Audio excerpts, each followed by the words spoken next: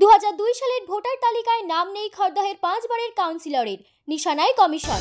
বিহার থেকে ইটালি গিয়ে প্রচার করুন, তবু অনুপ্রবেশকারীদের ছাড়ব না, রাহুলকে কটাক্ষ শাহের। নবদ্বীপে দুষ্কৃতী হামলার প্রতিবাদে পথ অবরোধ, ঘটনাস্থলে গিয়ে আক্রান্ত পুলিশ। বিহার নির্বাচনে যোগী আদিত্যনাথ 10 দিনে 31টি সভা করে জনপ্রিয়তার শীর্ষে।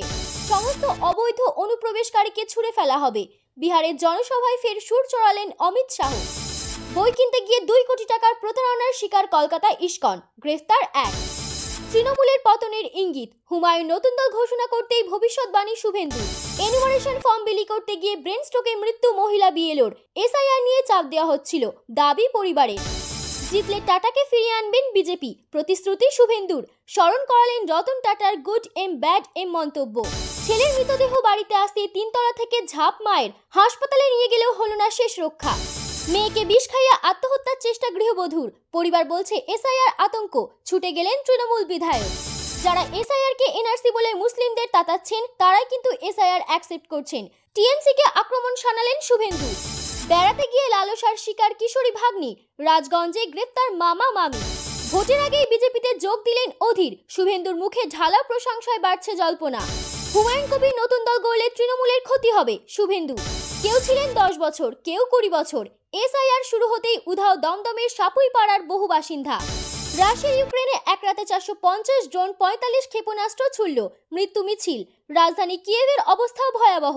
লক্ষ্মীর ভান্ডারে আমরা ওরা, কি দাবি গেরুয়া শিবিরের। রাজ্য সড়কের পাশ থেকে উদ্ধার 27টি এনুমারেশন ফর্ম। বাইক নিয়ে ঝামেলা, বছর মধ্যেই ভাইকে গুলি করে চম্পট দাদার, খোঁজ পাচ্ছে না পুলিশ। প্রেমিকার সঙ্গে ছক কষে 5 মাসের সন্তানকে খুন মায়ের। তামিলনাড়ুতে গ্রেফতার সমকামী যুগল। ঘুমন্ত অবস্থায় 4 বছরের শিশুকন্যাকে তুলে নিয়ে গিয়ে যৌন নির্যাতন, ভয়ঙ্কর ঘটনা তারকেশ্বরে, গ্রেফতার আত্মীয়। লক্ষ্মীর ভান্ডারে আমরা ওরা, কি দাবি গেরুয়া শিবিরে। হিন্দুদের বাঁচাতে অস্ত্র কিনুন, বিতর্কিত মন্তব্য অর্জুনের, গ্রেফতারির দাবি তৃণমূলের। ভয় পাবো না, রুখে দাঁড়াবো, এসআইআর নিয়ে অনুব্রতর গলায় হুঁশিয়ারির সুর।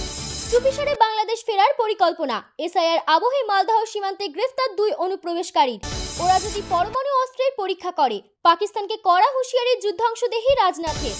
মেয়ের স্কুটির শখ বলে কথা, যারে জমানো 69,000-এর খুচরো পয়সা নিয়ে শোরুমে বাবা।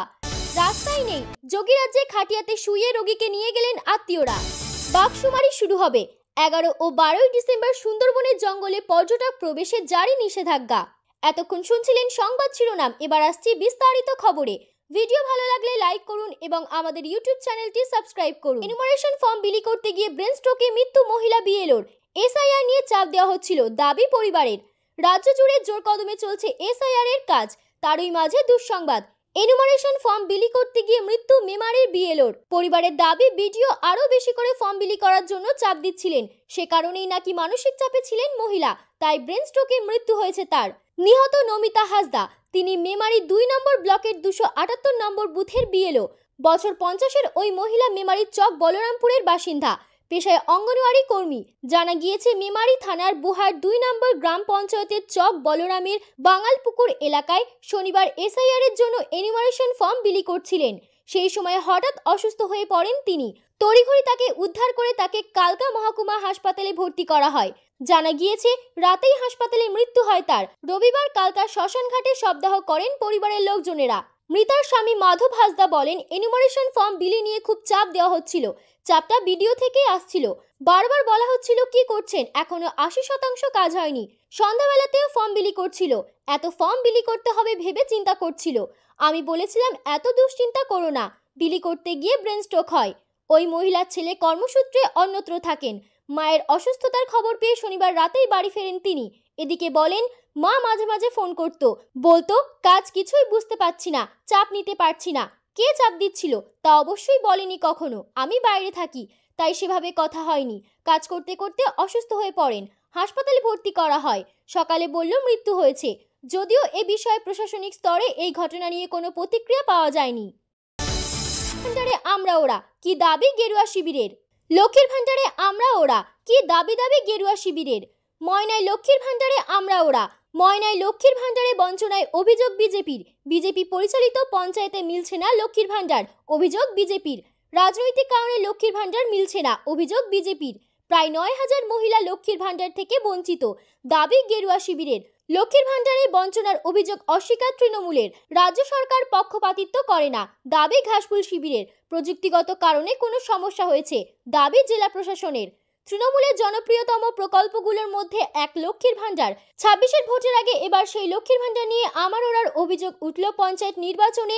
ময়নায় বাগচা এবং গজিনা গ্রাম পঞ্চায়েত দখল করে বিজেপি। অভিযোগ, গত বেশ কয়েক মাস ধরে লক্ষ্মীর ভান্ডার প্রকল্প থেকে বঞ্চিত এই এলাকার মহিলারা। ময়না বিজেপি কর্মী ও বাসিন্দা দিলাপি সিংহ বলেন, আমরা বিজেপি করি বলে আমাদের লক্ষ্মীর ভান্ডার দেয়নি। ৩ মাস আমাদের বাগচা অঞ্চলে পায়নি, আর গজিনা অঞ্চলেও পায়নি। প্রায় ৯,০০০ মহিলা লক্ষ্মীর ভান্ডার থেকে বঞ্চিত হচ্ছেন বলে দাবি স্থানীয় বাসিন্দাদের। বারবার প্রশাসনকে জানিয়েও কোনো সুরাহা হয়নি বলে অভিযোগ। ভোটের আগে খয়রাতির পাল্টা খয়রাতি, লক্ষ্মীর ভান্ডারের পাল্টা বিজেপির। ক্ষমতায় এলেই মহিলারা পাবেন মাসে ২৫০০ টাকা, সেই সঙ্গে ৫০০ টাকায় রান্নার গ্যাস, বাসে ফ্রি যাতায়াত, ১০ লক্ষ টাকা পর্যন্ত আয়ুষ্মান ভারতে বিনা পয়সায় চিকিৎসা। সম্প্রতি এমনটাই প্রতিশ্রুতি দিতে শোনা গিয়েছেন শুভেন্দু অধিকারীকে। তা নিয়ে কটাক্ষ করছিল তৃণমূল কংগ্রেস।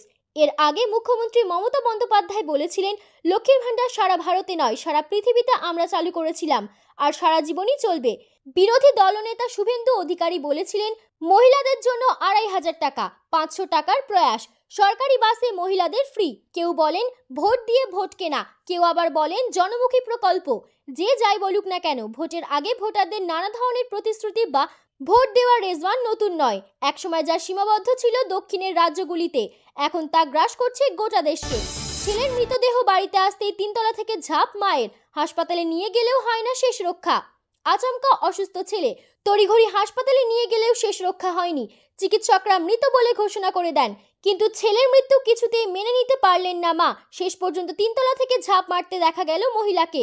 তাকে নিয়ে যাওয়া হলো হাসপাতালে, কিন্তু আর বাঁচানো যায়নি। চাঞ্চল্যকর এ ঘটনা ঘটেছে পূর্ব মেদিনীপুর জেলার কোলাঘাট বিট হাউস থানার অন্তর্গত রাইন গ্রামে। এখানেই বাড়ি ২১ বছরের শুভ্রাদি বৈদ্যর। পরিবার সূত্রের খবর, ৮ই নভেম্বর দুপুরে নিজের বাড়িতেই পড়ে গিয়েছিল শুভ্রাদি। তারপরই সেরিব্রাল অ্যাটাক। তৎক্ষণাৎ বাড়ির লোকজন শুভ্রাদিকে কোলাঘাটের পাইকারি ব্লক হাসপাতালে নিয়ে যায়, কিন্তু শেষ রক্ষা হয়নি। চিকিৎসকরা মৃত বলে ঘোষণা করে দেন। কোলাঘাট থানার পুলিশ শুভ্রাদির মৃতদেহ তমলুকের তাম্রলিপ্ত মেডিকেল কলেজে নিয়ে যান ময়না তদন্তের জন্য।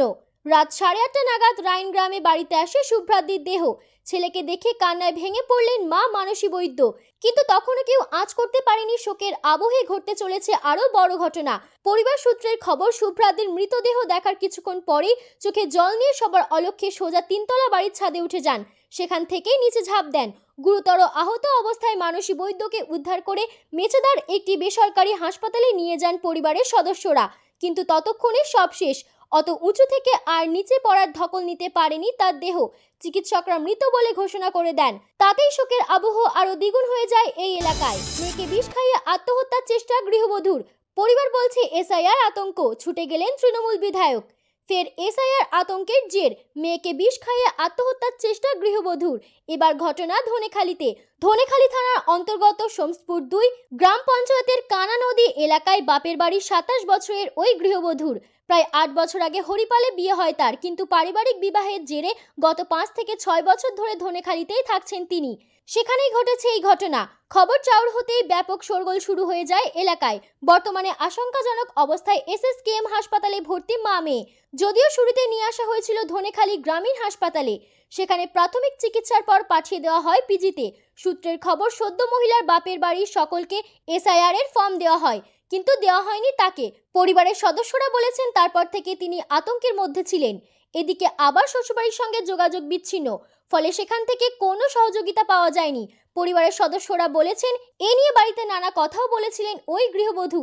তিনি যে উদ্বেগের মধ্যে রয়েছে তা ধরা পড়েছিল। শেষ পর্যন্ত মানসিক অবসাদের জেরেই এদিন সকালে নিজের শিশু কন্যাটাকে কীটনাশক খাইয়ে নিজেও আত্মহত্যার চেষ্টা করেন। খবর পেয়ে ওই গৃহবধূর বাড়িতে যান ধনেখালির বিধায়ক অসীমা পাত্র। আসে পুলিশও। অসীমা পাত্র যদিও ক্ষোভ উগড়ে দিচ্ছেন বিজেপির বিরুদ্ধে। বেড়াতে গিয়ে লালসার শিকার কিশোরী ভাগ্নি। রায়গঞ্জে গ্রেফতার মামা মামি। মামা বাড়িতে বাবা মায়ের সঙ্গে বেড়াতে গিয়েছিল কিশোরী। বাড়ি ফেরার আগের দিন মামার লালসার শিকার হলো বছর 14 এর নাবালিকা। মামার এই কাজে যুক্ত ছিলেন মামিও। ন্যক্কারজনক ঘটনাটি ঘটেছে জলপাইগুড়ির রায়গঞ্জে। পুলিশে অভিযোগ জানানো হলে গ্রেফতার করা হয়েছে মামা মামিকে। পুলিশ সূত্রে জানা গিয়েছে, কলকাতা থেকে বাবা মায়ের সঙ্গে দার্জিলিং বেড়াতে গিয়েছিল ওই কিশোরী।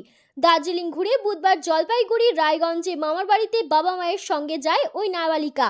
দুদিন মামা বাড়িতে ভালোই কেটেছিল তার। শনিবার কলকাতায় ফেরার কথা ছিল ওই পরিবারের। তার আগে রাতেই ঘটে গেল নেক্কারজনক ঘটনা। অভিযোগ, রাতে আদর করে মামার ঘরে ভাগ্নিকে ডেকে নিয়ে গিয়েছিলেন মামি। রাতভর নিজের ভাগ্নির উপর নির্যাতন চালান মামা। সবকিছু চোখের সামনে হয়েও মামি চুপ করে থাকেন বলে অভিযোগ। কাউকে কিছু বললে ফল খারাপ হবে, নির্যাতিতাকে সেই হুমকিও দেওয়া হয়েছিল। শনিবার সকালে ভয়ে কাউকে কিছু বলতে পারেনি ওই নাবালিকা। কাউকে কিছু যেন না বলা হয়। শনিবারও সেই বিষয়ে চাপ দেওয়া হচ্ছিল। পরে দুপুরের দিকে সে অসুস্থ হয়ে পড়ে।